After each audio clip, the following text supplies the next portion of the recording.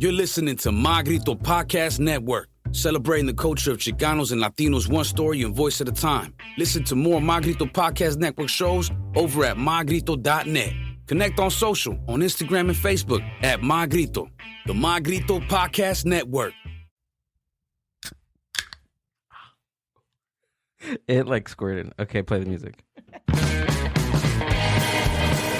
Went all over me.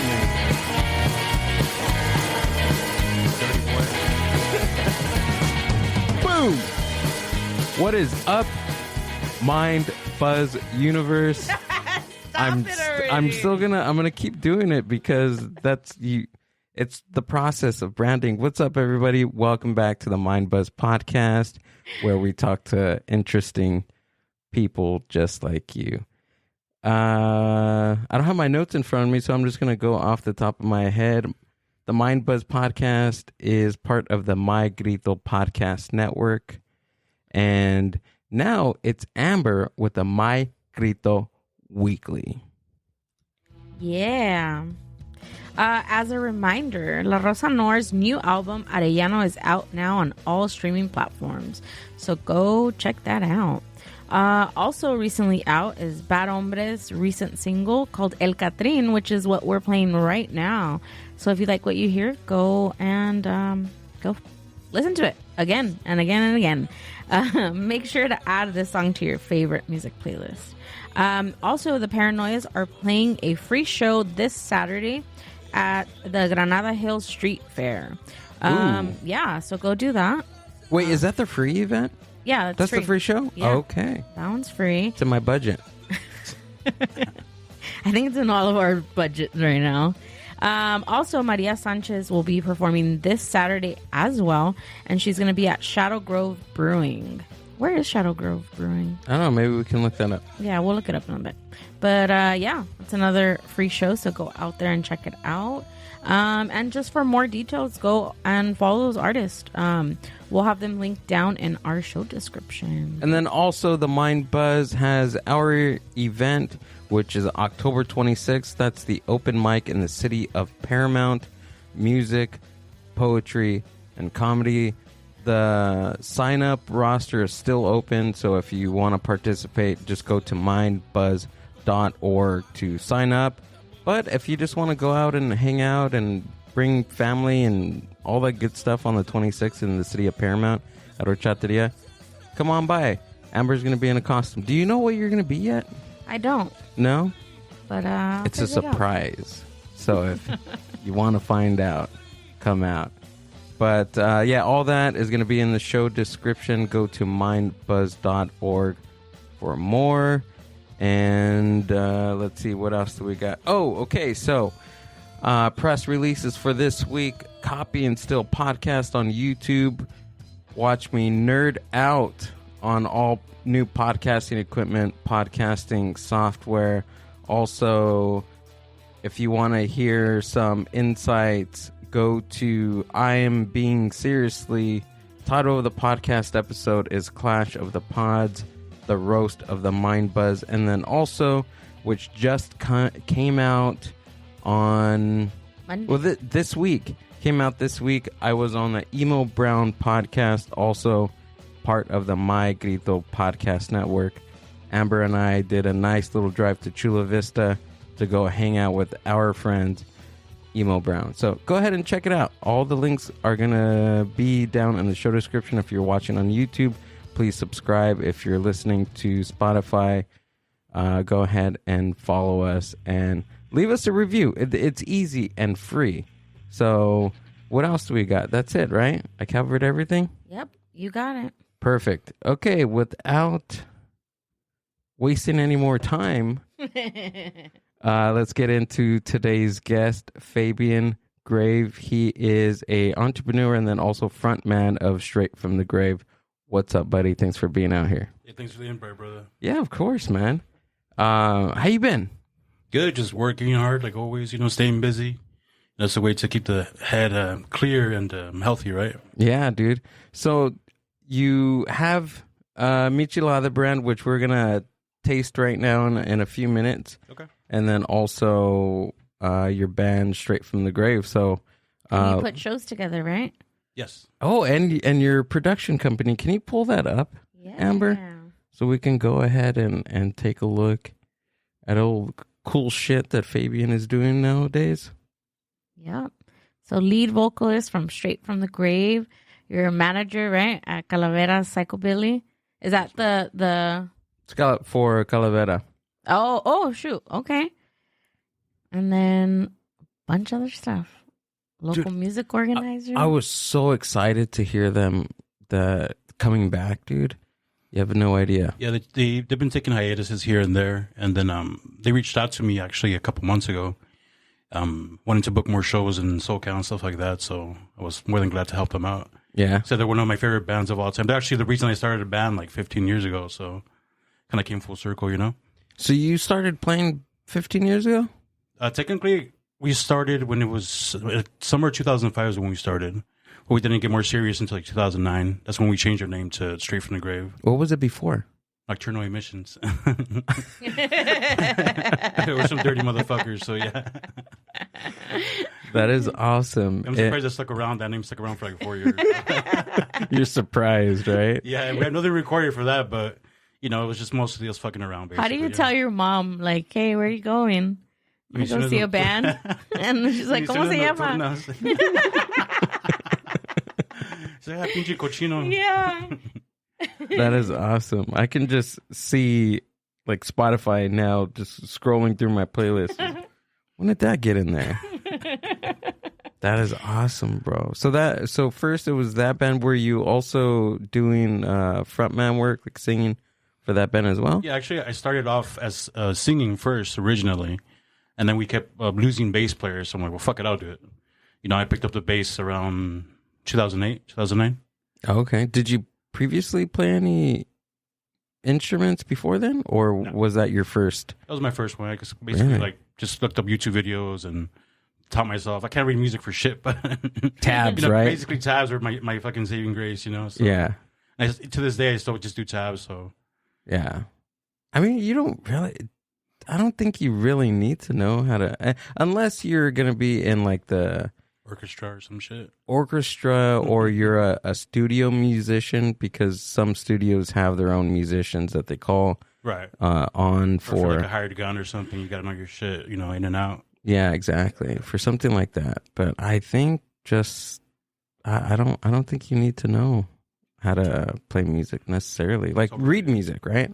I never learned. Music, yeah. You never learned? No, my mom was going to school and she put me to do like clarinet at school, because it was the only thing that would take me at like 6:30 in the morning. And I never learned. I just by ear what I listened to, and I mimicked it. So you're pretty good. But I don't know shit now. For clarinet? Yeah, no? I don't know. It's so cool, at least with music, when you... Well, I'm a nerd because I know I kind of remember how to read music. It's so... The reason why I liked it so much is because for certain instruments, you can use the same type of sheet music, but just changing the octaves. Like, or... Kind of like if you learn piano, you kind of could learn basically any instrument from what I've heard, yeah. Right. Like with clarinet, if you turn it over and read the music backwards, you could play it with a brass instrument like a trumpet or something like that. Or like a sax or something. Right. But it would be the clarinet part, but you're playing it on like a brass instrument. It's very complicated, but interesting, though. It is pretty interesting. It's just like numbers, you know, like number magic. If you add certain ones and all these different orders, it's like geometry, but music and numbers. Yeah. Yeah. Well, yeah, I sucked at math too. But I feel like from like interviewing like musicians and just getting to know people, like with knowing one instrument, musicians tend to know multiple instruments, or if you can sing, you can play an instrument. Like, I wonder what in your guys' brain is wired to be able to pick up like instruments. Can you play another instrument? No, just pretty much the bass. I mean, I could fuck around with the acoustic guitar, but it's not too often, you know. See, I can't say I can fuck around with an acoustic guitar. You can play the guitar because I can't just pick it up and make something up. If Straight from the Grave ever needs a tambourine player, Amber is awesome on the tambourine. We also need a skin flute player as well. What's that?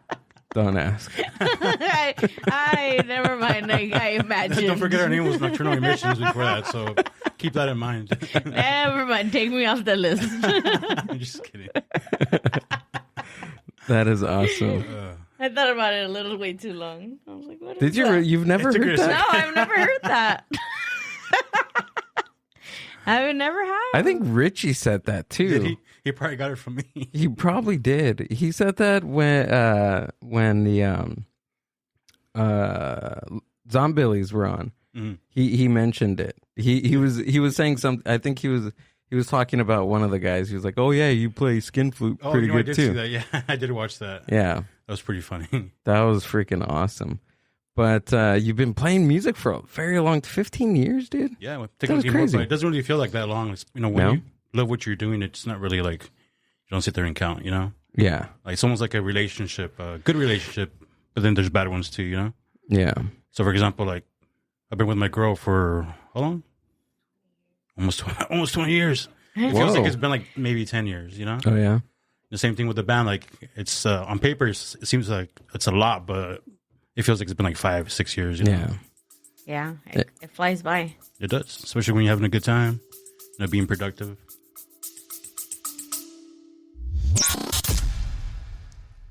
The Mind Buzz is powered by Mind Buzz Media. Mind Buzz Media is an on-site video and audio podcast production company. Have you ever thought about starting your own video and audio podcast? Or do you have an existing podcast that you want to take to the next level? Mind Buzz Media brings a professional podcast studio to you. Visit mindbuzz.org for more. Yeah. So tell me about your the music portion.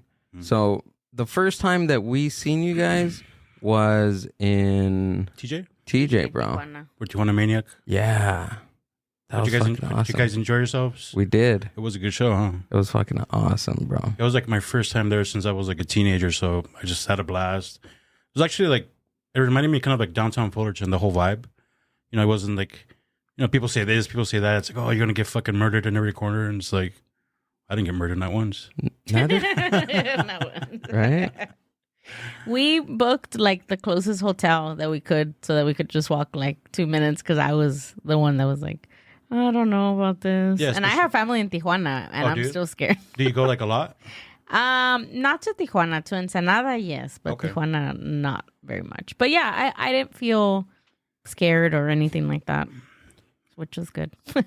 It was awesome. We hit two birds with one stone with that trip because it was Tijuana Maniac, and then unfortunately we had one of Amber's family members pass in TJ. Oh shit! Yeah. So sorry about that. Yeah, it was crazy. It was a weird experience. I've never been to a Mexican funeral before, and it was like the day after. That's so crazy how they do it just happens like really quick. Yeah, they don't mess around. There's like next day, maybe 2 days tops. Here's a whole week, right? Yeah, because they don't embalm over there. So here they do the embalming, and over there they don't. So things need to move quickly before you start. Yeah, and they had the casket open at the burial site too. I've never seen that before as well. Oh, you've never seen before that? They dropped it? Yeah. Wow. Yeah. No. Oh. Because over here they lower the body. Closed. Yeah, inside the church or whatever. Oh, that and makes then sense. They lock it up and wheel them out. No, they still let you go and see them there, play music, everything. And so it was kind of like a party, or yeah. There was what was the little fried cricket things? Oh, the chapulines. Chinches? Chapulines. Oh my god, so delicious. Like Have you had That's it? all you got from my uncle's funeral? I had some chile and lime ones that were bomb. Never tried those? Which ones? The chile con limon ones. I think that's what those were. Oh, they're delicious. Yeah, they're like, I think they're sun-dried or toasted or something. Yeah. They're good. Yeah. The man was selling them at the cemetery. So So he probably gathered them there too. He made a killing there. It was like a carnival, dude. There was like carnival snacks everywhere. Like some lady, corn, popcorn, raspados, exactly, esquites. It was crazy. micheladas. You're all bearing someone, and they're like, "Oiga, I'm just like, ¿quiere comprar chicharrones?" see. Yeah, but that's what I got from over there. But all in all, it was a great show. That was the first time I seen a big band like Dementor go before, and I've been a fan for over 15 plus years, and it was awesome. Honestly, I never thought that I was gonna ever see them, just ever. I just had that in my mind until this year. Yeah, they haven't played stateside since like 2005, I think. Yeah, it's just about. Yeah. Did you ever see them in the United States? No, we bought tickets in 2005, actually, when we were still going out. Mm-hmm. And then that's when they canceled that whole tour when Sparky got in trouble back in the day. So I guess since that, he hasn't been able to come over here to the stateside. And then I want to say maybe 6 months before that, they played at Dot Hut, of all places, because one of their shows was canceled. And he just moved the whole gig to Dot Hut. But it was so packed, you couldn't really get in there. It was like people splitting out the doors. And is that a pretty small-sized venue? I've never been there. Yeah, it's small. Like they could like extend the parking lot to have for the bigger events, because I booked there a lot. I was doing a lot of shows there for the last probably 3 or 4 years, especially during the pandemic. People were staying indoors. I was putting in work. Really? Yeah, the whole time. I think they closed for like 2 weeks. Were you really? Yeah. Oh shit! Tell me about that. There's no shows. Basically, like nothing was going on. Mm-hmm. So the turnouts were actually pretty decent. Probably like about 100 usually. Really? And it's like nothing else to do. People were just looking for something to do. Then I was like doing a Psychobilly gig basically every month. I was doing them, actually every 2 weeks, from like 2019 to like 2022. Every 2 weeks? Yeah, Wow. every 2 to 3 weeks. Yeah. Holy crap! Dude. And people would come out? Yeah. That's crazy. Yeah. Well, not really, because people wanted to come out. They missed going to shows. They missed being around people, right? Yeah. Just the whole social, like, having a beer at the bar, just talking to people you've never met, people who enjoy music. So it was just kind of like that. Yeah. Or like a social thing, yeah. Was it more of the Psychobilly subculture that would go out, or was it just... It was actually a mixed bag. I mean, like, I would say a chunk of Psychobilly, but it's always a mixed bag, at least for my shows. Yeah. Like, I'm friends with all kinds of people, and like, I like different types of music as well. Yeah. So, you get metalheads, punks, you get even like emos and fucking taquaches and shit like that. Taquaches. But it was cool. It was always in good fun, because at the end of the day, like, it doesn't matter what subculture you're into. At the end of the day, it's the same thing. You end up, hanging out with your friends, drinking, Right. just usually what changes is just the music. Yeah. But even Slightly, then, though. Slightly, yeah. Even then, like, you share each other's music, and you end up liking, music you thought you'd never like or would never get into if you didn't know somebody that taught you that music, Yeah, exactly. So, at least for me, Straight from the Grave has very significant sound, I want to say, because it's yeah, you play Psychobilly, but it's also like, at least from what I hear, is like it has some like undertones of metal, right? Yeah, of course. Yeah, for example, like 2 bands that are a big influence on me, vocally and also like writing.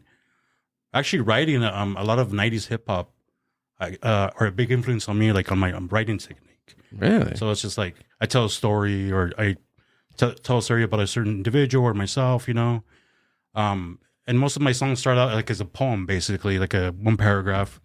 And then from there, I kind of like make a second paragraph, and then, I write a chorus to break it up and stuff like that. So, yeah. But metal-wise, I'm a big fan of Brujeria and Asesino. Those 2 bands are major influences on me, yeah. Okay. Can you pull some up? I want to hear them. Mind if we hear some? Yeah. What's one of your favorite songs for anyone? Let's go with Brujeria. Actually, go with Asesino, Regresando Odio.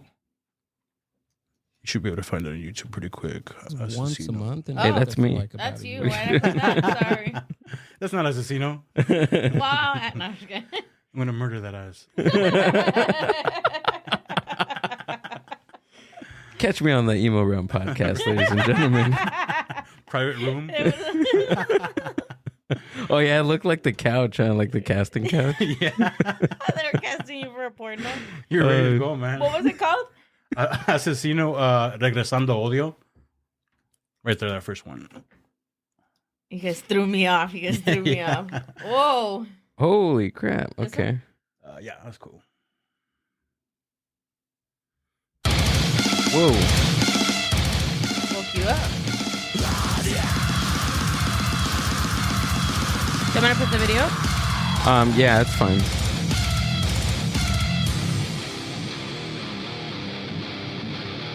Oh.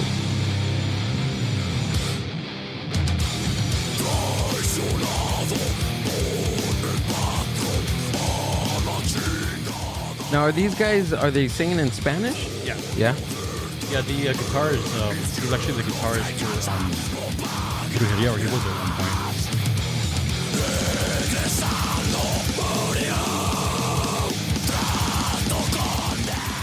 So when did you first start listening to these guys? Right around 2005, 2006. Yeah? Oh, so for a pretty long time then. Yeah. I caught him a couple of times when they were playing in, caught him in downtown Fullerton. They would play, what was that bar called? It closed. The guy from Atreyu owned it. It was like a couple of musicians on that bar. It was in, what was the name of that bar, babe? Somewhere in like downtown, right? Slide Bar. There we go, yeah. It was open for, we would have like pretty big shows for a long time, and then it didn't survive the pandemic. Damn. But I saw them there like 2 or 3 times. And that was a pretty popular bar. I remember back in the day. Yeah, it was always popping. Yeah. Even on a Tuesday or Wednesday, it'd be packed. Right? You know, I was just so surprised that it didn't make the pandemic, and I did. You know? It was just around the corner from the Continental, right? The Continental room? It's that whole area, that downtown Yeah. area, yeah.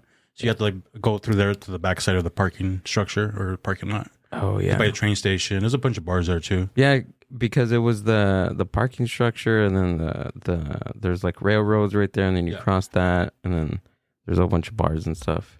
Yeah, it's like in the middle. It's kind of by the spaghetti factory, I believe, or right across from it. That's delicious.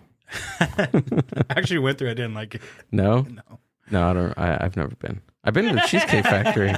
I'm bullshitting, ladies and gentlemen. I've actually never been to the Cheesecake Factory. No? I've never been. Do they have cheesecake? You're missing out, bro. I've heard it's pretty good. They have like 20 different cheesecakes. They're pretty good. I'm a sucker for cheesecake. Try it. I know. Do you have cheesecake, Amber? I don't. Can't be talking about cheesecake on the podcast and not deliver. I'm sorry. The hell's the matter with you? I didn't know. Uber Eats one. Right, there we go. So Asesino, and then what was the other group? Asesino. The other one's Brujeria. Brujeria. Witchcraft Brujeria. They have a new single. It should pop up right away. So are these guys still playing? Yes. Asesino, Not very often, but yeah, they're still playing. Yeah. The one that's playing more right now is Brujeria. It's that 4th video. This one? Yeah. It's the newest one. That actually has like damn. a female vocalist on it. It might be loud, ladies and gentlemen. Warning you before. Put your headphones down. Wake up. Oh, no, it's good. But I'm going to make it loud.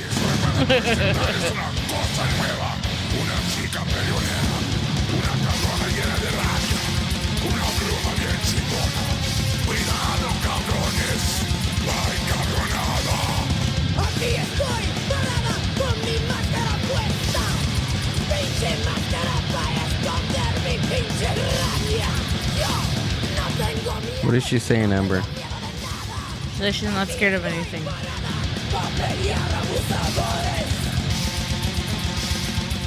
You don't speak Spanish? No, I'm a No Sabo kid. Oh, okay. No Sabo.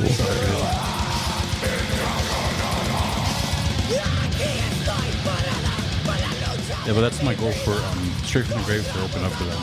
That's like on my bucket list. Have that one. That's cool. Is she always their front person? No, she's like just featured on this song. Oh, okay. It's like a new album that just dropped like I think a couple weeks ago, 2 weeks ago. So like they're trying out something new. It's pretty cool. That sounds cool. Yeah. Like the male vocal, he's like one. The Juan Brujo is the one that's been the vocalist for like about 25 years or something like Damn. that. Maybe 30. It's so wild to me how people are just playing music for that long. You know? Like, it blows my mind. You play anything besides the A student fool.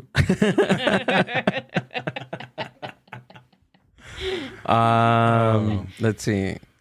Woodwind instruments. So clarinet, Right. saxophone, alto saxophone, a little bit of guitar, a little bit of electric bass, and what else? You can play You're one trying to try song with bass? each Some one. drums. You tried playing upright bass? I tried, but I'm just not that good. Like That's all. I'm not that tall either. Yeah, You could get a little half size or something. You know? right. Little half size. Put some double stack creepers on. That'll be There fine. you go, man. Um, I'll get you a wig. no, it's just weird Good to go. because I think because of the frets not being there, like it throws me off. Dude, what I do, I just cheated. I actually added the frets on there myself. What? Yeah, well, at least on the side, like the little markers. Oh, dots. okay. That way it helps me out when I'm writing. Okay. There we go. And I put like a couple drops of glow in the dark paint. So. Mhm. even Oh yeah, when you're in There's a the show and it's dark. Oh my god. Yeah, Okay. get creative with it, brother. Dang, dude. Okay, that makes a lot of sense. Just But- don't tell anybody else, please. Oh, of course. Don't tell anybody, ladies and gentlemen. But yeah, I think that was just the only thing. I tried it a handful of times, and I think that's what it was. Like I just tried a handful of times. I was like, I mean, it was cool, but Yeah, it's a fun instrument. Like, I would compare it mostly to like dribbling the basketball. You know how it takes you a while to like perfectly dribble a basketball? It's kind of like the same motion, you know? Like my hands are kind of taking a crap now, so that's why I'm doing the vocals, strictly vocals now. But yeah, like it just strains my forearm and my hands, you know? yeah, a lot of movement like with this Yeah. this It actually gets muscle. like really sore, like right here. Like, especially if it's been a while since you played the upright bass, like it's like pretty sore for like a day or two. How many different ways are there to play? Because like listening to like different bass players, it sounds like there's like triple slapping, there's like double slapping, Yeah, single, double, triple, and quadruples. there's quadruple. Yeah, but like it's like I'm not very good at those because you gotta drag slap it. It's like a triple slap, but you gotta drag it, dude. Are you like pulling the strings, like the chords, when you do that? Yeah. It's not just hitting; it's like hitting, but What you do is like you pull the pulling string or- and then you bounce, like you ricochet it. So that's what makes that slapping, clicking sound. Mm. It's very sexy. Is it? Like, okay. Slap my bitch up. All right. What's who would you say your favorite bass player is? That would be If you have one. Gus Tombstone from Los Catalepticos. R.I.P. Rest in peace. Yep. That's another one that was just like, whoa, that That came out of happened? nowhere. He was, I don't think he was even 50. He was like probably like 45 or something. Yeah. Yeah, that sucks. And he didn't really, I don't think he really drank or smoked. And so it wasn't like none of that. Really? Yeah, dude. So it was just more of a pandemic. You know, I believe he got corona or something. And, Uh-huh. I just couldn't make it. His body Damn, wasn't strong dude. enough. Yeah, that was crazy. That's another band too that I haven't seen before. Now, I mean, now in its entirety, Oscar the Ellipticos, I'm not going to be able to see the original groups. Right. I don't think they'll carry on without Gus. I don't think they've played since No. he passed away. Yeah. But Vlad plays with the drummer. I forget his name. Mutant And- Cox. Yeah, yeah. it's 6'6" Sinners. Yeah, exactly. They have Yeah. some really good stuff too. Yeah, they He's still- a really good musician. Yeah, they still play. So they come over here, I think, about once a year, every 2 years or so. Okay. Yeah, Checo books them every couple of years. He does really good shows. Like he throws a lot of good shows. Yeah, he does. Yeah, I actually learned a lot of stuff from him. Yeah? I used to do the door for him like 10 years ago. Really? Yeah, when he was like booking at OG Mike's in Santana, he would like book like Guana Bats, the Quakes, who else, like Zombie Ghost Train, like all like the major psychobilly bands like 10 Mm-hmm. to 15 years ago. You know? So, how long have you been putting shows together for? I would say a solid 5 years, 5 but years? I was doing like backyard shows like about 10 years ago. So like I already kind of knew how to, talk to bands and organize stuff like that. Make little flyers. And then after the experience I got from doing the door for Checo, it kind of helped me out a little bit and I learned even more. I'm always learning. Like I'm never too like proud or too like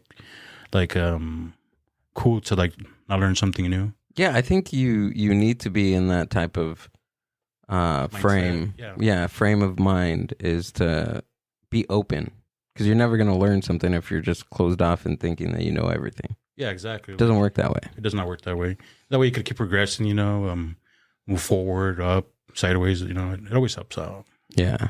Damn, dude. So basically you were helping out Checo with these shows, and then when did you decide you know what, maybe this is something I can get into? Do you remember that? Yeah, it was about 5, maybe 6 years ago. Like I said, I would, because I do a lot of shows at Daha, and it just started off there because I would go there all the time. That was actually one of the first venues I ever went to. Actually, I saw my first show at Daha when I was like 15 or 16 years old. I jumped over the fence in the back. Yeah.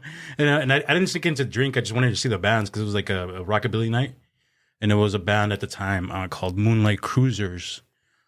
And then they turned into Moonlight Trio, and then I don't think they're playing anymore. But there was a really kick-ass rockabilly band.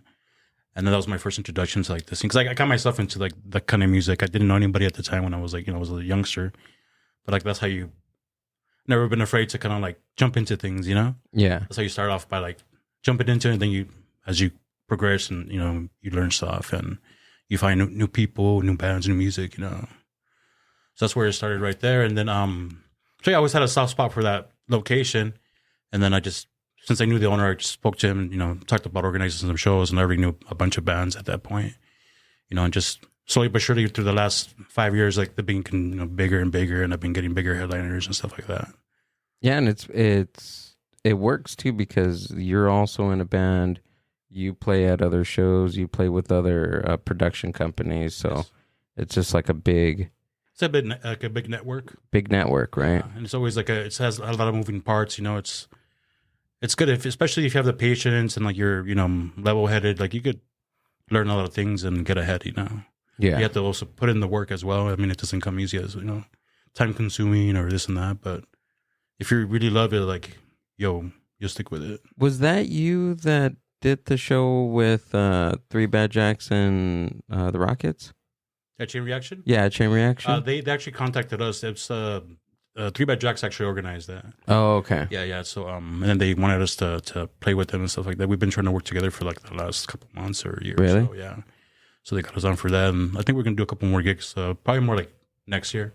Okay. We're taking a little break because we were playing way too much. Really? Yeah, we were playing like every other week, or sometimes every week for the entirety of since 4 years or so, 3 years. Dang, dude. Wow. Yeah. So How do you work with like burnout? Do you ever feel that way? Like when you're constantly doing something, because you have your 9 to 5, you have your Michelada business, you have your pop-ups. Like, how do you do that? How do you balance all that? I only feel it if I stop to breathe. Then I'll be like, oh shit, I'm tired, Like just earlier this year, I'm like, you know what? Because we already had our set shows. Like this year, like the first half of this year, like these shows were already set in stone. Mm-hmm. So I was like, I'm a man of my word. If I say I'm going to play a show, I'm going to play a show.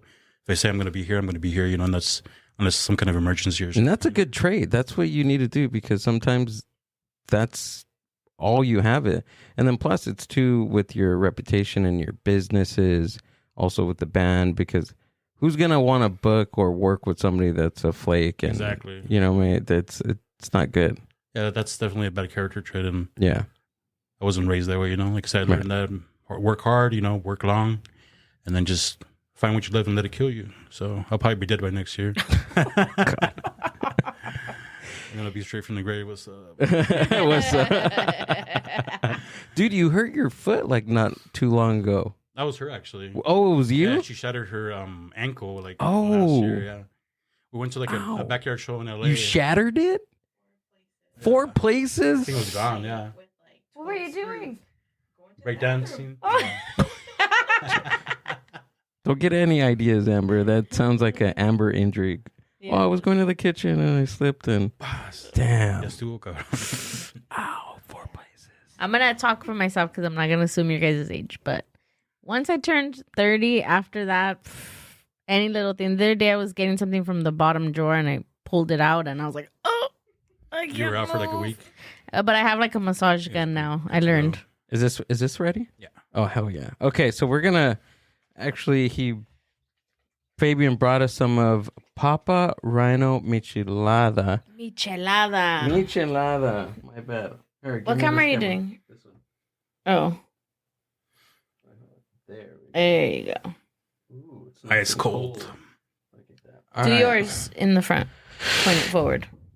Okay. There you go. All right. Is that the original or you said there was a... Yeah, I brought an OG and I brought a mango one. Okay, this one was the OG. Run me through how to have I got you. Papa Rhino Michelada. All right, Do we do beer first? Do we do Michelada first? I like to do both, actually. Oh, okay. So I like to put a little bit in the bottom, pour like most of the beer, and then pour a little bit on top. So let me see that tajin too. Oh yeah. Where's our drink cam when we need it? I can. No, I'm just kidding. No, it's right here. I can just Flip it on? Yeah. All right, Fabian, hold on. Let me put that one on so we can... I got you. You're like the man on the news when during the pandemic when he got up and he was in his calzones. Because you're in your pink shirts. I forgot. Because you're in your calzones. No, I'm just kidding. There you go. With the mushroom PJs. Uh-huh. Those are pretty cool, though. There's... Ready? Okay. Yeah.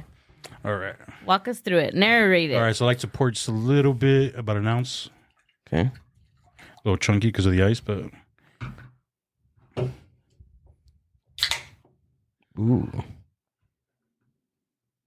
Try to figure out the camera. Yeah, that's what I was trying to go for earlier when I first started this. We're all quiet. We're all I know, focused. Hearing it. If you're listening to it, you should watch it better. Watch us on YouTube so you can see the full. Dang, that looks good. And just pour a little bit more. Okay. Just garnish it a little bit. It should be good to go. I like to do that, especially when like you don't have something to mix it with, like a spoon or something. So that way, like you get some on the bottom and some on the top. And Okay. Cool. Look at that. Put Give it a that try if you right want. there. I'm gonna make mine real quick. Okay. Right now that you put the tajin on top, it made me think of when my mom used to make me licuados and she used to put... With tajin? No, she used to put cinnamon on the top and it would go in like that. Tajin. Wake strong. up. You get a little bit of tajin in your eye, you know? Like, párate, Like, cabrona. I'm going to give you chorro in the morning so you can wake up. Tabasco. The color on that looks really good. Thank you. Oh yeah. So this is the original one, right? Yes. Okay. I'll wait so I can cheers you. But that it smells really good. Thank you. Oh yeah, it smells delicious. Okay. Thanks for bringing that. There we go. Cheers, brother. Cheers, my friend.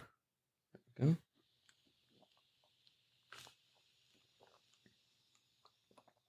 Oh my god. Hell yeah, bro. Yeah. That is delicious.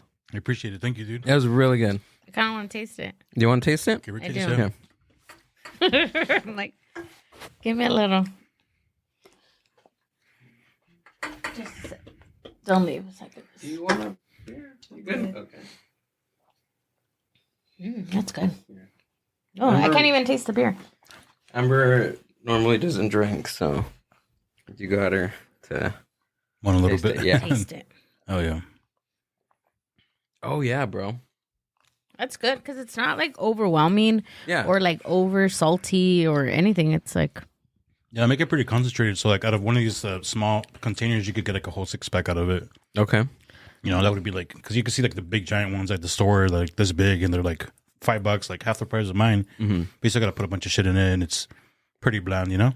Yeah, you have and to fill up the cup, huh, with the concentrate thing. Yeah, And and yours it, is just it made a little whole bit. 16-ounce Yeah, that's good. beer, so that's pretty good to go. yeah, and Amber asked, "Do you need any lime or anything?" And you really don't. You Yeah, like I don't. said, that's optional. Yeah. My whole idea with it was it to be kind of like just serve and go, basically. So like a lot of other mixes, you got to put more stuff in it. And, you know, this is just pour a little bit goes a long ways. And also, like, a bunch of people have been using it to like for like food. Really? So like marinate like their steaks, you know, put it in shrimp cocktail.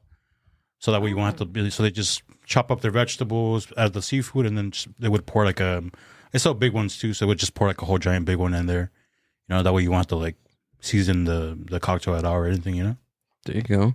So what gave you the idea of well, not just michelada mix, but you also do aguas too, right? Yeah, we do agua frescas, mostly pineapple, mango, you know?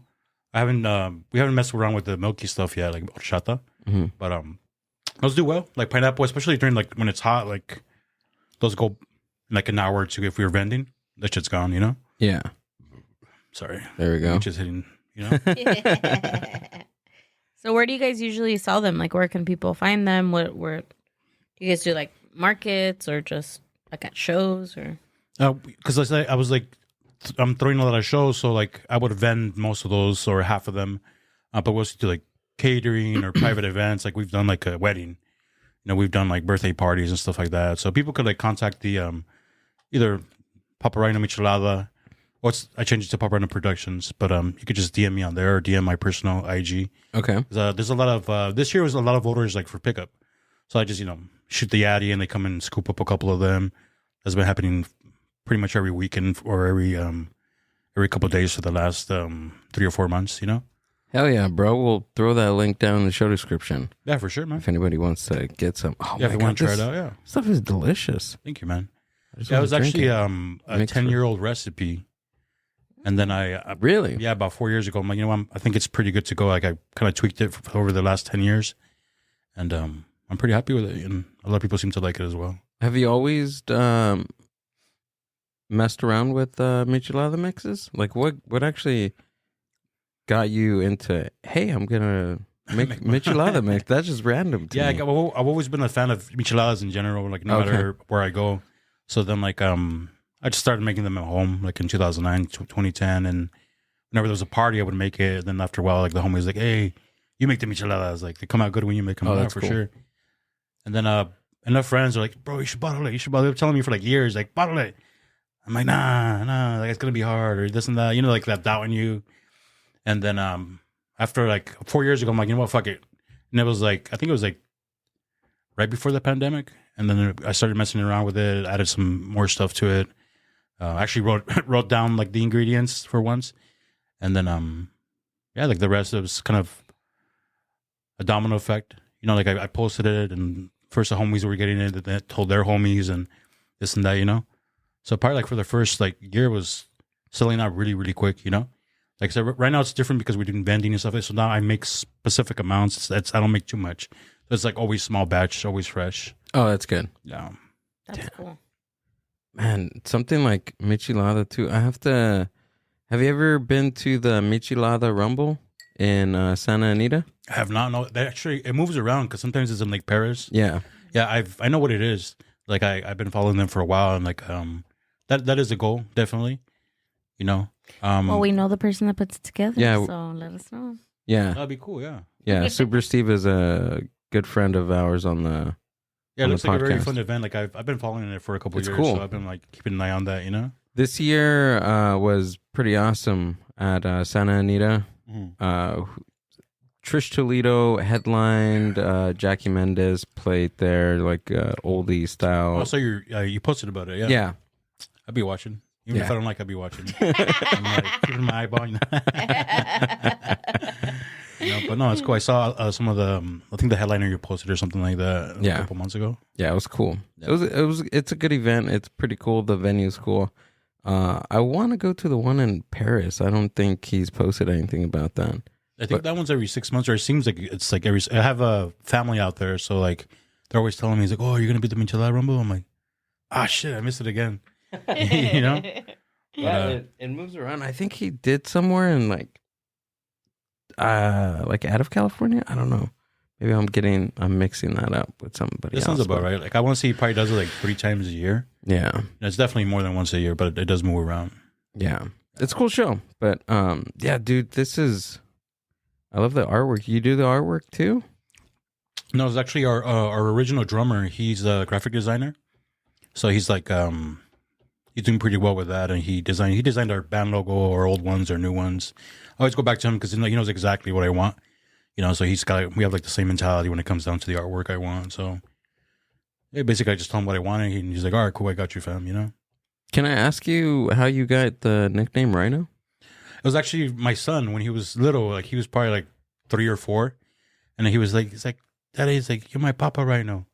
And he's like, and I'm your baby Rhino. So he was saying when he was little. Now I remind him he's all embarrassed and shit. So that's kind of, I think I always remembered. So I'm like, all right, cool, I'm Papa Rhino. So he's like, but now he's like, everybody thinks you're Papa Rhino, but you're just my dad. But yeah, that's where he came from, basically. Yeah. Okay. Yeah, and that was fuck. He's 17 now, so Dang, Oh, really? shoot. Okay. a minute ago, yeah, he's growing up too quick. So he's yeah. too cool to be baby Rhino now. Huh? Yeah.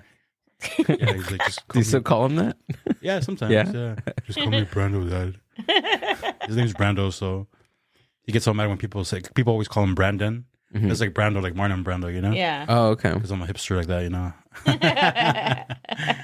Well, he's a good kid. He's a homebody, like wifey, so that's good because I was at this month also at his age. I was like not home for like weeks at a time, So how do you balance like all this, bro? Like you're throwing the event. I don't know did you give me an answer on that? I didn't. I kind of like avoid it. I'm just kidding. No. You know what? It kind of comes naturally. Like I don't really sit there and think. I feel like if I sit there and think about it, I'll kind of like fumble things, Uh-huh. So I kind of just like, I know I have an event. I always put things in my calendar. About 2-3 years ago, I started putting everything on my calendar. Before it was by memory. Now I I can't like do that, it. I like it. So now I got to put it in my calendar. Otherwise, I'm gonna like double book or miss dates here and there. But yeah, like I said, we got the Michelada stuff. We got it down to like a match, or like we need this X amount, so we got this down. So we don't like overmake it or undermake it. It's always like the right number. With the bookings, like I said, I put that in my calendar. Like, wait, I sometimes I book gigs like 5 months ahead of time, six months ahead of time. I like to book way ahead of time. That's my thing. Because like the more time I have to promote it, the more time I have to prepare for it. I think that's just better for everyone.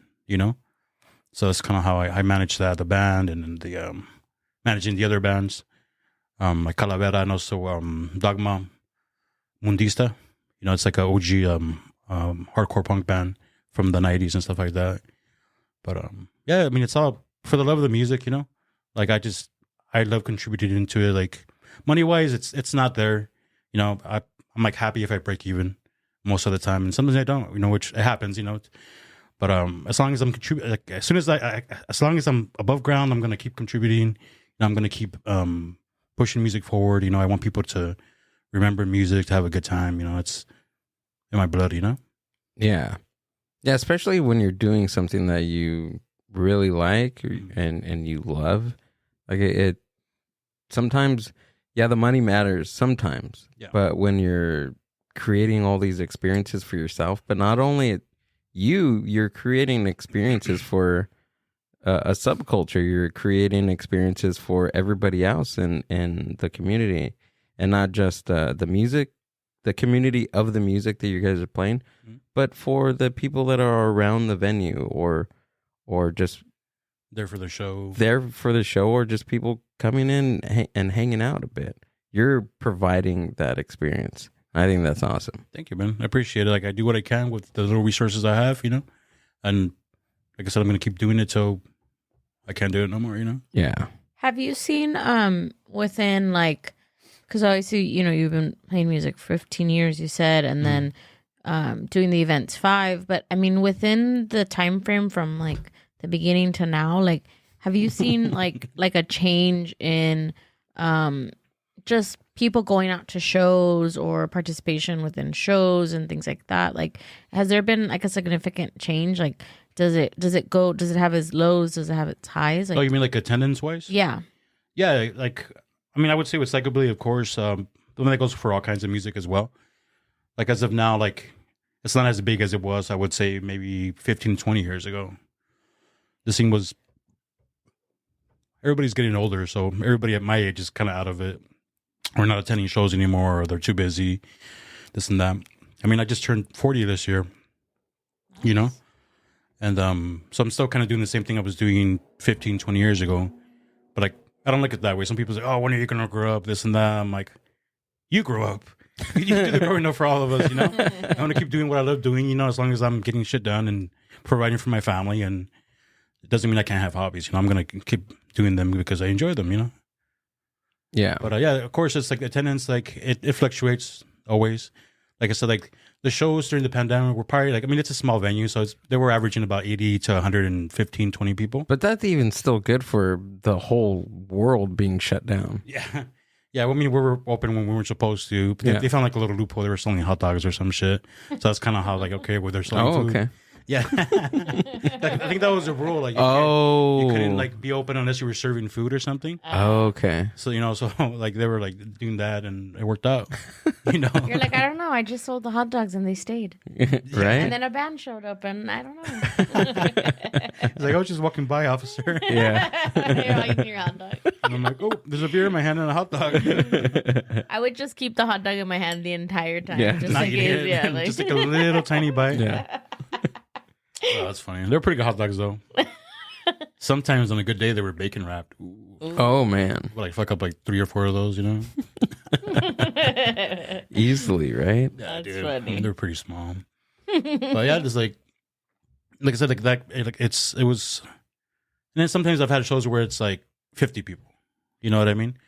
The last couple of shows I've thrown have been slightly bigger, so it's like, always 100 plus or something like that.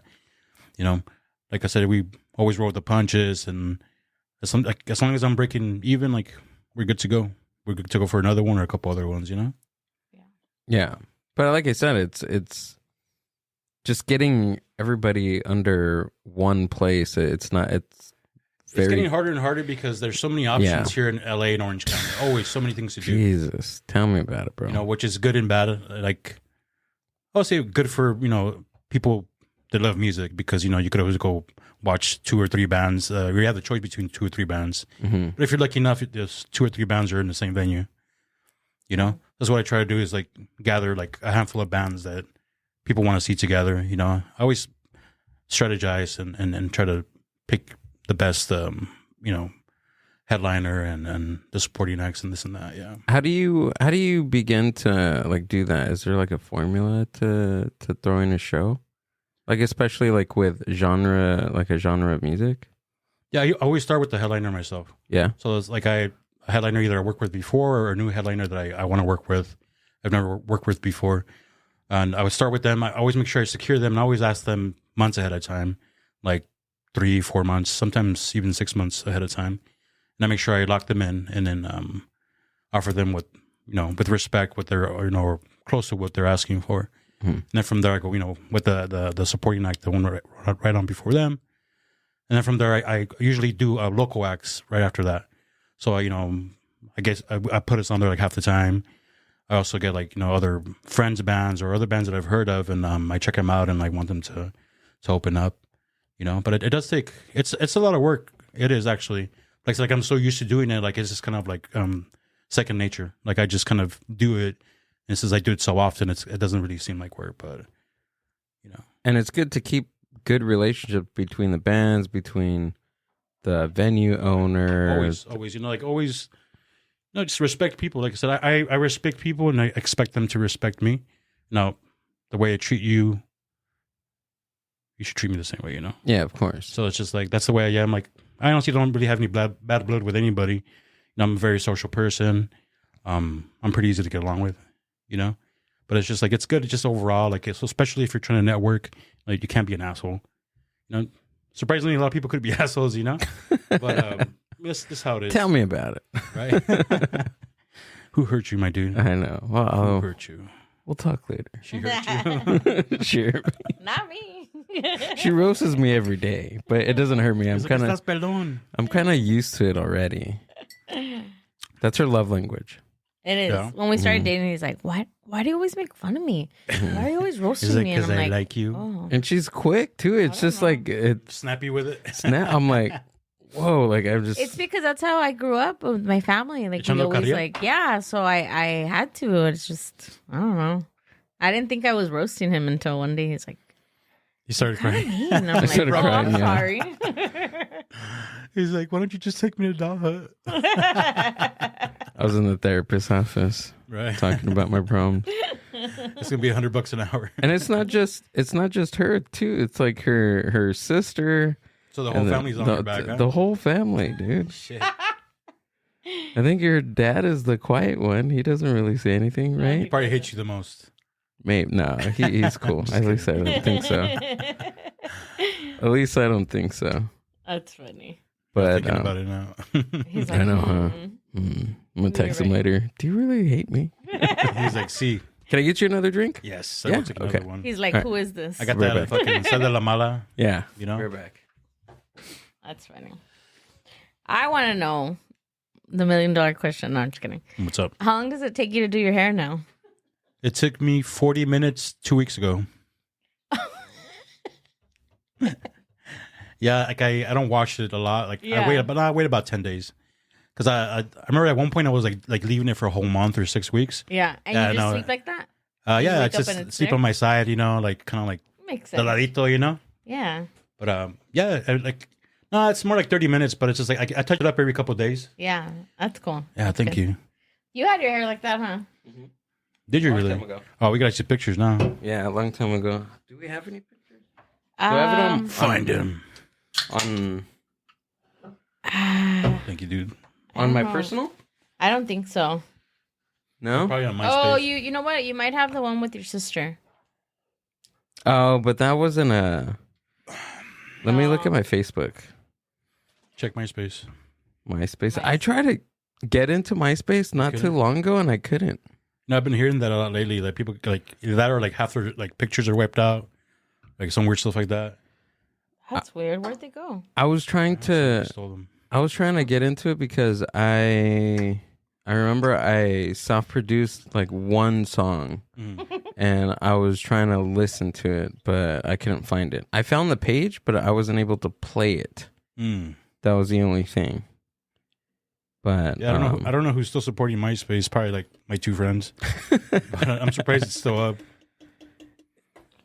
But it changed, right? It Yeah. changed after a while. They switched over. They were originally gonna have Trying it to do like for a music thing. Yeah. I think like Slayer was on there, or some big band did like a whole album on there, like strictly on their website. That wasn't even that long ago. It was probably like 5 years ago. I wonder if that's when their downfall was that their downfall, or they already No, it were was done? probably Facebook and Instagram. Instagram. Huh? Yeah, I remember when Instagram came out. it was Everyone would just put pictures, just to put pictures. food, right? Okay. Yeah. There's one. That's pretty good. Let me see. Put it on. You're a little baby, dude. You're sitting on the toilet. Oh, you look like my little brother. there we go. There you go. Oh wait! I'm not putting it on here. Hold on. Huh? Oh wait, what am I doing? There you go. Yeah, it's good. That's pretty cool. But this was back in what 2000? No, because I reposted it. That was I want to say like 2010 because it was before my son was born. So it was like 2009. I want to say 2009, 2010. Nice. Um. What's one of your favorite Psychobilly bands, or a couple? Oh, what happened? Oh, you scared me. Oh, I scared myself. Most favorite. Let's see. Or a couple favorites. I mean, I don't have a favorite band, but Yeah. I could always name a couple of favorite ones. You know. Rockets are probably up there. My favorites. Quakes are pretty up there with my favorites. Oscatelepticos. Those are the Quakes and Oscar. Hell yeah. Let's Rockets see. are cool too. Rockets. Three Bad Jacks. I seen Necromantics like a few times. months ago. They're gonna play again at Yeah, Observatory, right? yes. They play there like every year. Yeah. They played there last November too. We caught them there. The Rhythm Shakers are really good too. Yeah, they are. Yeah. Yeah, they're a good band. Let's see. Black Rose Phantom. I love Black Rose. Yeah. Let's see what else. Back in the day. I like Black Roses like mixed with like hardcore. Yeah. And, Psychobilly. I know they're not really strictly 100% psychobilly, but I like the Triggers. Triggers are awesome. The Triggers are cool. Yeah. Chris, he's in Chencha Barinches too. Oh, he is? Yeah, he's a singer of Chencha Barinches. Really? Okay, hold on. I need to type that in. Yeah, so Chris, the singer from the Triggers, is a singer for Chencha Barinches. How do you spell that? Chencha? Yeah. CHENCHENA? Oh, A. Borinches. Chencha Barinches. Just pop up right away. Them? Yeah. Okay, cool. I remember seeing them when I was in high school. Really? Yeah, What the heck? yeah, because they're local. Well, they were local to me. Yeah. Oh, I didn't know that. I didn't know he was from that band, the other band, but I knew Yeah, they he were is. from Yeah, there. the Triggers haven't played in a while. that show there was last weekend with the Rockets at Daw Hut. The drummer from the Triggers showed up, and he's a pretty cool dude. Like we were talking and stuff like that, and I asked him because like I haven't seen them on a flyer for a while. Like they're meaning to come back and play some more shows pretty soon. As the Triggers? Yeah, with Ruben on bass too. I don't know about the bass player, but yeah, like they're just playing overall just to play. That's how because I was following Ruben from Los Difuntos when he was playing in Los Difuntos. And then I think he played in another band, and then he hooked up with the Triggers. And yeah, I like Los Difuntos. That album's fucking amazing. That's such a good album. The only album they put out. The demo with the 3 songs, or they had? No, they had an actual full blown album. Did they really? Yeah. You sure? Yeah, I forgot. What Really? I think it's called. Oh, they did East because LA, Born in East yeah, LA. I remember that. I remember their demo, and then it was that full blown album because they redid Born in East LA. Yeah, they redid those songs on the album. Yeah, Yeah, I remember that. I remember Spitfire and Tears in Whittier. in Uptown Whittier. Yeah, I remember that. You remember that Yeah, I spot, do bro? remember that spot. Hell yeah, that's where I got my demo from. I was like a freshman, and I walked into that place, and I maybe had flyers and CDs like chilling there, right? yeah on the outside, and it's not there anymore. They moved it to a different city, but then I think they closed down finally. But Uptown 2000 is still standing. What was Yeah, the it's store still we there. went to? That was Uptown Okay. 2000. Oh, Uptown 2000. Yeah. That rocker shop. Yeah, Yeah. that's still Yeah. there. I was there like I think like late last year to buy some spikes or something. Yeah, they still have all the cool We went shirts. sometime this year, huh? Yeah. Beginning of the year. I got a Batmobile shirt. Oh, Batmobile is probably one of They're sick. Yeah. my favorites. I want to go see them. But besides going to Tijuana Maniac, I want to plan a trip to Europe to go see some bands in Europe. That sounds amazing, dude. Yeah. I've been wanting to do that for a while. Just gotta get my passport renewed and let's go. Yeah, dude. Let's go. Hell yeah. Japan too, bro. That's actually the first one on the bucket list, Japan. Yeah? Just to go in Japan in general. And then going for like Psychobilly shows over there, it'd be It's- like the cherry on top. It's so cool. It's fucking amazing, bro. Did I hear like they go hard, man? Hell yeah, yeah. They go hard or go home. Yeah, Mhm. it's scary. We went in It's November. We talk about it all the time, but we went in November, and I didn't know. Show what them heck. go to my personal and show them the video. You may be seeing it, but I got to show everybody this. Was insane for this one. Just scroll down just a little bit. There we go. The Cyclops headlined that show, bro, and it was fucking That band's amazing. nuts. They used to play at what was that festival by the beach? What was it called? There we go. You passed it. Right there. Oh, right here. Yeah. Open that bad boy up. Actually, I haven't seen this one. Want to put on your headphones? Yeah.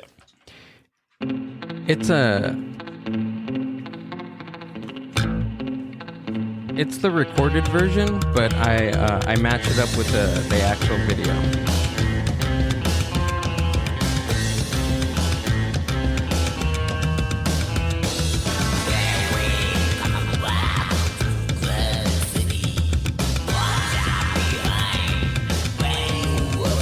So I'm standing on the outskirt of this, right? And I'm protecting Amber because of this.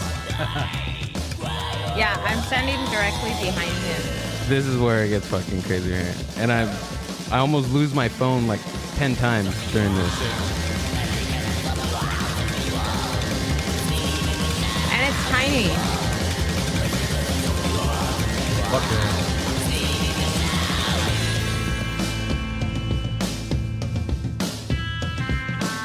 And I think there was a front man from High Nomadi. It's a Japanese psychobilly band that they played there. I think it was me and him were the biggest dudes there. Like all the other dudes were a little bit shorter and really thin, but we were the big boys. We were the big boys, dude. I was And he kept coming for you, huh? he kept on coming for me in the Security. pit. Yeah. Do with them what you like. No, he was probably excited to just see another big guy like in the pit. I think that's what it was. How long were you guys out there? We were there for what, 5? 10 days? 10? We were there for Damn. 10 days? 10 days. He's Holy like, shit. fuck. Dang.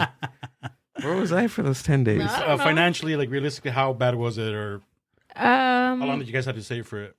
Just so I know for next time. Well, we were kind of invited last minute by my sister. So your sister's just chilling in Japan? No, it was one of those things where we just kind of like, Let's go. Let's Okay. go. My niece was turning 14 and, one of those things. Sounds But so anyways, we got pretty lucky. Our flights were $600 each. That's not bad. No, so it was Round trip? round trip. And then once we got there, I think for both of us, maybe. What would you say, like the total for the 10 days staying with Maybe board? 5,000. For like Like not including five, the flight? No, everything. including- Everything. Is that Yeah. for both of you guys? Mhm. Yeah, because eating It's not out too there bad. was Cheap. I would imagine it would really be kinda cheap. inexpensive. Oh my God, it was. Yeah. It was so inexpensive, dude. and Maybe would delicious. be in heaven.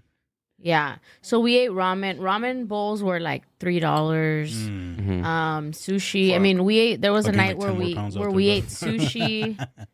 We had sushi. Go had beer. Yo, Both sushi's of my us. shit. I could eat that shit every day. If Oh, hell Hey. yeah, bro. But Yeah. but let me tell you, it's different.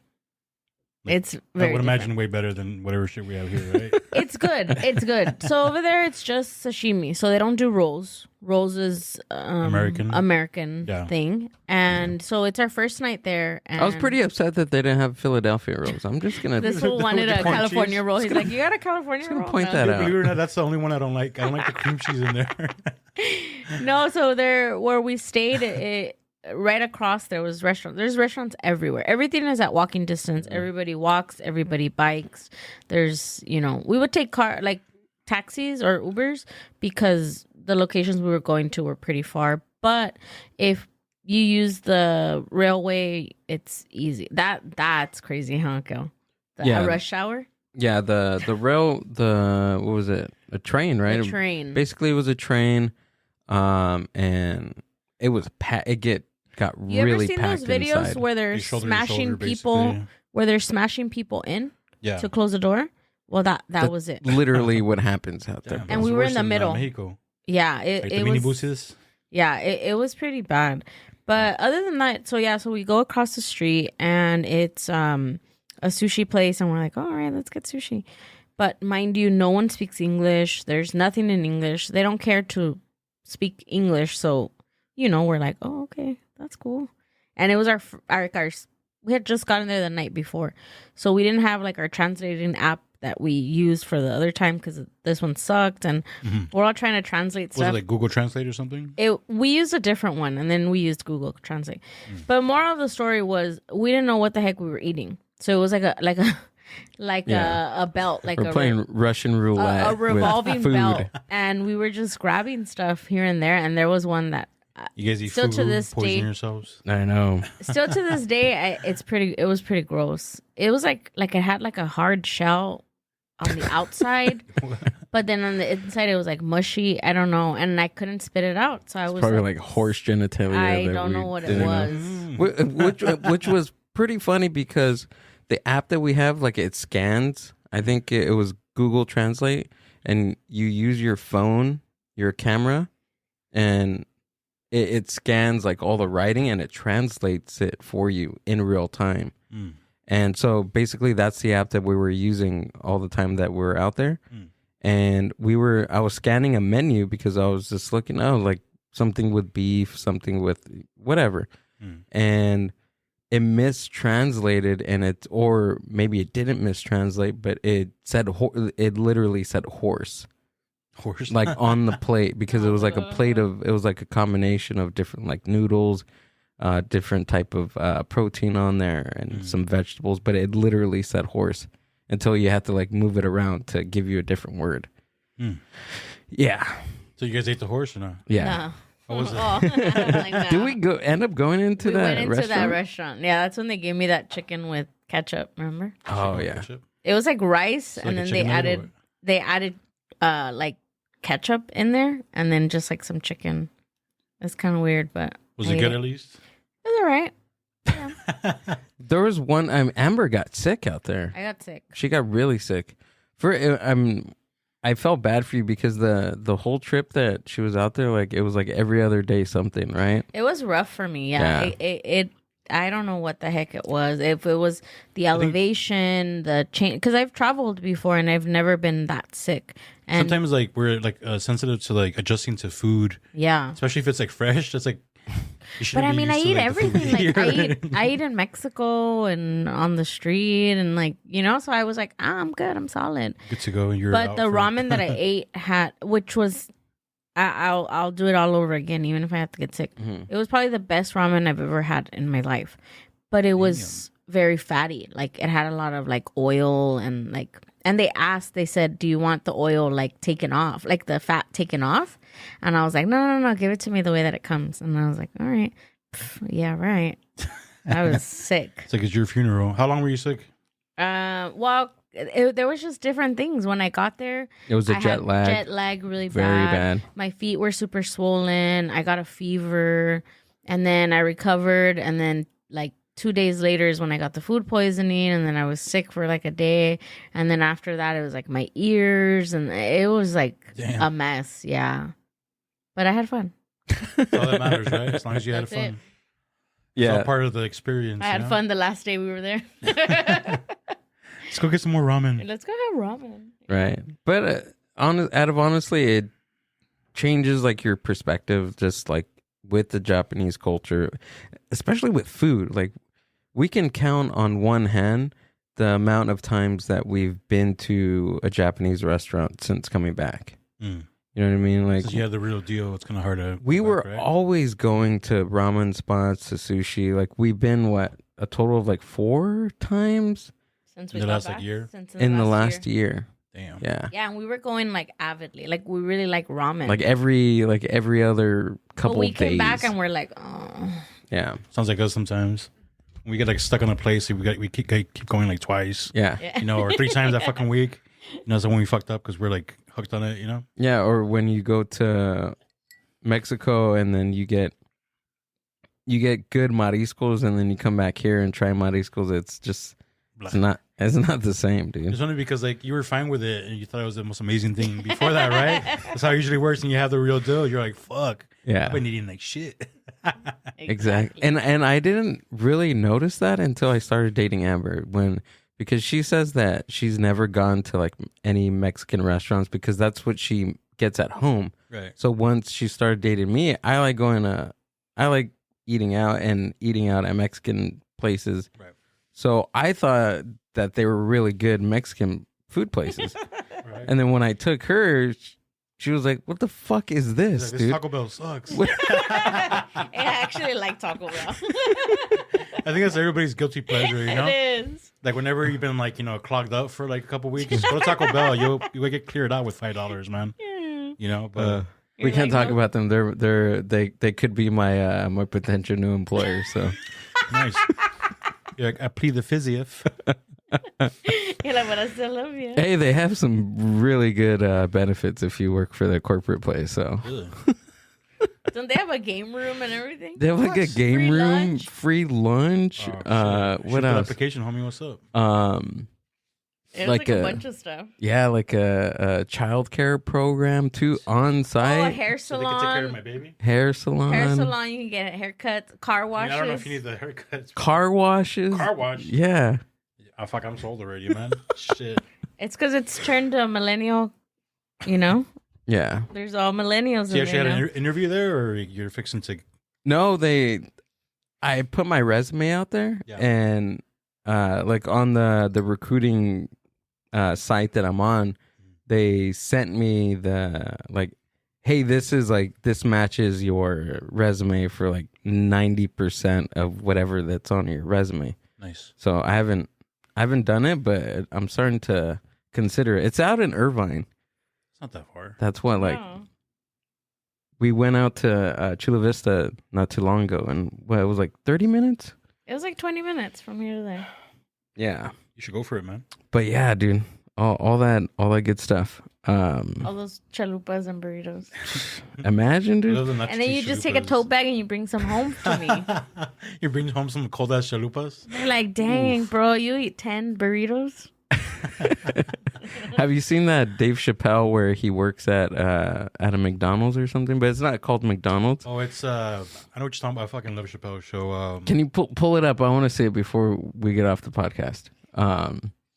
Dude, like Dave Chappelle works at like McDonald's it's or like something like that. McGravels or something like that. They make fun of him because he works at McDonald's. Yeah, and then at the end, because he always brings food to his wife at the end. He cuts her off the McRib or something. Yeah, I remember that part. He's He's like off. the McRib is back, and you ain't getting shit. No more Big Macs, no more French fries, no more McRibs. Oh, there we go. Whack Arnold's. Yeah, That's there what you it go. is. This one? Yeah, but play the. Yeah. I think that one. No, Where's Whack this one? Arnold's that This one. Yeah. Hell yeah, dude. What the hell do you expect me to do? Nigga, get a real job, bitch. When I was getting there, Rewind it back. responsible for the welfare of my own environment. Rewind it back. All the way? Yeah. Under a lot of pressure. Hey. Brought y'all home some drinks from work. They used to love this show, You man. feeding me and your baby hamburgers and french fries every goddamn night? It's gonna be me. What do you expect me to do? The chalupas. Bitch, when I was getting there, my community. You bring like a bag of burritos. For the welfare of my own environment. Don't give me that type of that bullshit. I'm under a lot of pressure. Hey. Hey, whose gloves are these? Huh? OJ. What is it? Okay, you always working. Oh, you a furry. I seen an African leaving here when I was coming in. If you was here a little bit more, like Arnold is tearing his family apart. McDonald's. You know Miss Harvey, Dad? Baby. Baby's crying. See? And guess what? The rib sandwich is coming back on Tuesday. Guess who ain't getting one? You damn right you don't eat pork, because I ain't giving you none. I ain't giving you no hamburgers, no apple pies, I ain't giving you. Charlie got that on lockdown. If you want some whack Arnold's, you got to go through me. You cut off. What You the cut hell? off. I'm thousand around here. It's gonna be me, Amber. You cut off, You Hammer. ready? Cut You Cut off. off. And The- chalupas for you. The Mexican pizza is coming back next week, and guess who's not getting any? They give her a little piece. Oh my God, Fabian, What's up? thanks for coming out, dude, and thank doing you, the brother. podcast, man. It was a pleasure, man. Appreciate Thanks it. for the invite. Where can we find you, and let us know what you guys got coming up? Yeah. All right. What we got here? All right. We have a show. I'm throwing a show, alternative 80s type music. Friday, actually, at Daw Hut. Can you click on that first picture, the red one? This one? Yeah. Yeah. So we got Obscuridad featuring Fever, Vic Vapors, the X-Ray 5, Synthesis EFX. And we're going to have DJ Rose opening along with DJ and the EFX. Like I said, that's Friday night at Daw Hut. It's going to be $15 at the door. If you do the pre-sale, it's $10 right now. So you guys get it where you can while it's you can save some money. So looking forward to seeing everybody on Friday. It's going to be a great night. Getting ready for Halloween. Can we scoot back one screen? Yeah. All right. And also, can we go to the description? I want to show the other bands I manage real quick. To my bio? Yeah, you got it. Cool. So click on Calavera, Psychobilly. Okay, so this is one of my favorite bands of all time. This is the reason I even started a band back in the day. So if I can give it up for Calavera, you know. Hell yeah. Booking shows for them. They're going to play actually. Can you click on the first picture? Yeah. This actually is a last minute show. Like I said, I'm picking carefully what they're going to play. And they're playing Scalloween on October 29th at the Catch One in Los Angeles. So it's a badass show. It's, we got bands like Ocho Calacas, The Mighty the Dickies, we have bands like La Pobresca. Of course, Calavera is playing. That's a nice mix of psychobilly and ska-core. Rascahuele, okay. Rascahuele, yeah. Yeah. So that's going to be a sick-ass show. Like I said, make sure you guys buy pre-sale tickets for that. And then if you guys want to just send me a DM to get some more info, go ahead. And then let's just go back one more. Let's go up. Okay, so make sure you guys stay tuned because I am also managing the epic band called Dogma Mundista. They're an OG hardcore punk band from the late 80s, early 90s. Actually, no, early 80s. So I'm going to also book more shows for them. It's in the works.